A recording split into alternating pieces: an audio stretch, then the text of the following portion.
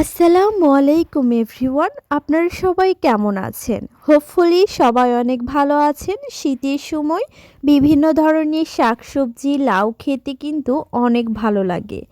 আর গরম ভাতের সাথে যদি মাছ দিয়ে এরকম ছাঁচি লাউ রান্না করা হয় তাহলে তো আরও কথাই নাই। মাছের সাথে এই ছাঁচি লাউটা কিন্তু খেতে অনেক মজা লাগে। তাই আজকে আপনাদের সাথে শেয়ার করছি মাছ দিয়ে ছাঁচি লাউ রান্না। A to Z tips and trick সহ আজকে রান্নাটা করে দেখাবো। অনেকে বলে লাউ রান্না করলে নাকি সেদ্ধ হয় না, আবার অনেকে বলে লাউ রান্না করলে একদম গলে যায়। তাদের জন্য পারফেক্টলি আজকে এই ছাঁচি লাউটা রান্না করে দেখাবো। তো চলুন শুরু করা যাক।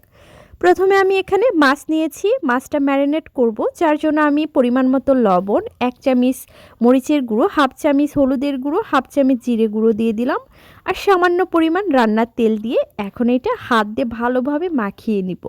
মাখিয়ে নিয়ে 2 মিনিটের জন্য ম্যারিনেট করে রেখে দিয়েছিলাম। এখন ফ্রাই প্যানে তেল বসিয়ে দিয়ে তেলটা যখন গরম হয়ে যাবে তখন আমি এক এক করে ম্যারিনেট করা মাছগুলো তেলের মধ্যে দিয়ে দিব।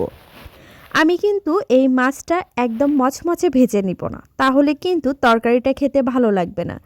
জাস্ট একটু ভেজে নিব। তো আমি জাস্ট 2 মিনিট করে ভেজে নিয়েছি। তো দেখুন উল্টিয়ে নিলাম। এখন আমি মাছটা যেহেতু হয়ে গেছে, এখন আমি তেল থেকে মাছটা উঠিয়ে নিব। আর এই মাছের তেল দিয়েই কিন্তু আজকে তরকারিটা রান্না করব, এক্সট্রা কোনো তেল লাগবে না। তো দেখুন রান্নার জন্য একটা হাঁড়ি বসিয়ে দিয়ে ফ্রাই প্যান থেকে তেলটা নিয়ে নিলাম। এখন আমি জিরে ফোড়ন দিয়ে তার মধ্যে তেজপাতা, পেঁয়াজ কুচি, কাঁচামরিচ ফালি দিয়ে দিলাম। এখন পেঁয়াজটা একটু হালকা লাল লাল করে ভেজে নিব। আপনারা আমার ভিডিও কেটে কেটে দেখবেন না, এ টু জেড দেখবেন। এখন আমি এর মধ্যে লবণ, আদা রসুন বাটা, মরিচের গুঁড়ো, হলুদের গুঁড়ো, জিরে গুঁড়ো, ধনিয়া গুঁড়ো দিয়ে দিলাম। দিয়ে এখন আমি মশলাটা কষিয়ে নিব। তো তলানিতে যেন লেগে না যায় এই জন্য সামান্য পরিমাণ পানি দিয়ে দিলাম। পানিটা দিয়ে দেওয়ার পরে আবারও মশলাটা সুন্দরভাবে কষিয়ে নিলাম। এখন আমি একটু পানি দিয়ে দিব। তো আপনারা মশলা যত ভালোভাবে কষিয়ে নেবেন রান্নাটা কিন্তু ততটাই মজা লাগবে। এখন আমি একটু ধনিয়া পাতা কুচি দিয়ে দিলাম। এখন ভেজে রাখা মাছটা এই মশলার মধ্যে দিয়ে দিলাম।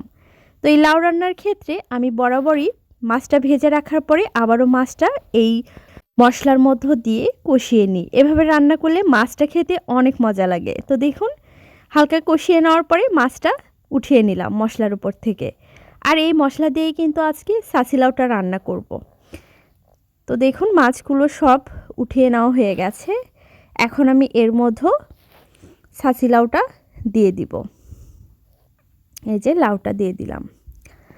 তো লাউটা দিয়ে দেওয়ার পরে আমি একটু উল্টিয়ে পাল্টিয়ে নিব। আর আমি এখানে কোনো পানি ব্যবহার করব না, পানি ছাড়াই কিন্তু এই লাউটা আমি রান্না করব। আর লাউ রান্নার ক্ষেত্রে আপনাদের সাথে একটা ট্রিক শেয়ার করি। লাউটা আপনারা যত নাড়াচাড়া করবেন এটা কিন্তু সেদ্ধ হতে চাইবে না। এই জন্য লাউটা কম নাড়াচাড়া করে রান্না করবেন, দেখবেন সুন্দরভাবে সেদ্ধ হয়ে যাবে।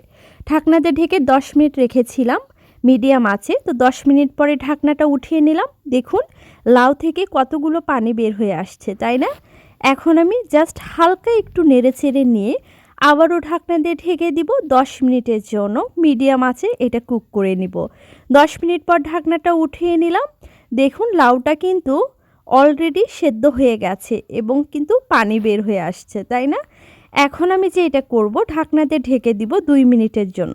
2 মিনিট পরে ঢাকনাটা উঠিয়ে নিলাম এবং লাউটা দেখুন একদম পারফেক্টলি সেদ্ধ হয়ে গেছে। এখন আমি লাউটা হালকা একটু নেড়েচেড়ে নিব। নেড়েচেড়ে নেওয়ার পরে এখানে আমি ঝোলের জন্য পানি দিয়ে দিব। তো দেখুন ঝোলের জন্য পানি দেওয়া হয়ে গেছে। এখন হালকা নেড়েচেড়ে নিয়ে ঢাকনাতে ঢেকে দিব 2 মিনিটের জন্য, বলক আসা পর্যন্ত ওয়েট করব। 2 মিনিট পরে ঢাকনাটা উঠিয়ে নিলাম এবং লাউ থেকে কিন্তু সুন্দরভাবে বলক চলে আসছে। এই পর্যায়ে কষিয়ে রাখা মাছটা লাউয়ের মধ্যে দিয়ে এখন আমি চামিচ দিয়ে মাছগুলো সুন্দরভাবে বিছিয়ে নিব।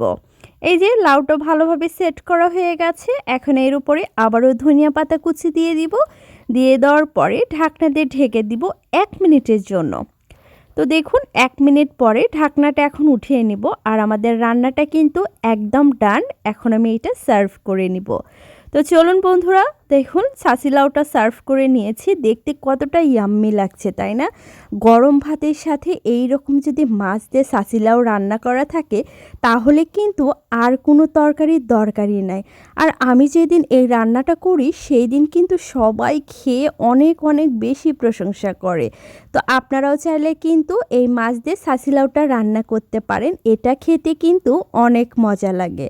আর আজকে কিন্তু আমি A to Z tips and tricks সহকারে এই রান্নাটা করে দেখাইছি। আশা করছি আজকের রেসিপি আপনাদের ভালো লেগেছে।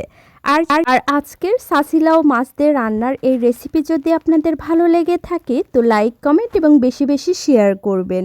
আর চ্যানেলটি সাবস্ক্রাইব করে চ্যানেলের পাশেই থাকবেন।